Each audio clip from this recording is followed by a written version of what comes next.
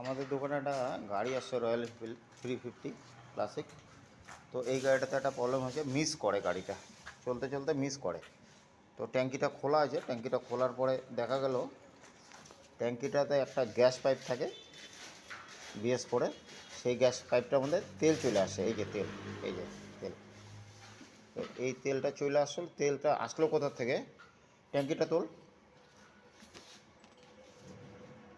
এই যে তেল মাটিতে পড়ে ভেসে গেছে। এটা হলো, এখানে একটা গ্যাস পাইপ আছে, এদিকে সোজা কর, আর একটু সোজা করে এদিকে, তাহলে তেল পড়বে এখন টপ টপে। এই যে তেল পড়তেছে, এই যে তেল পড়তেছে, এই যে তেল পড়তেছে। এই তেলটা বিএস ফোরে চেম্বারে চলে যায়। এই চেম্বারে চলে গেলে তখন গাড়িটার অসুবিধা করে, মিস করা শুরু করে দেয়। তো এটা খালি গ্যাসেরই পাইপ। তো এখন আমি যেটা করব, ট্যাঙ্কি তো পাল্টানো অসম্ভব কেস। তো আমি এখন যেটা করব, এই লাইনটাকে বন্ধ করে দেব, আর ট্যাঙ্কির মুখায় একটা এক্সট্রা ফুটা করে দেব। এই মুখাটার মধ্যে ফুটা করলে উপর দিয়ে হাওয়া যাবে, নিচ দিয়ে তেলটা আসবে। আর এটা বন্ধ করলে একদম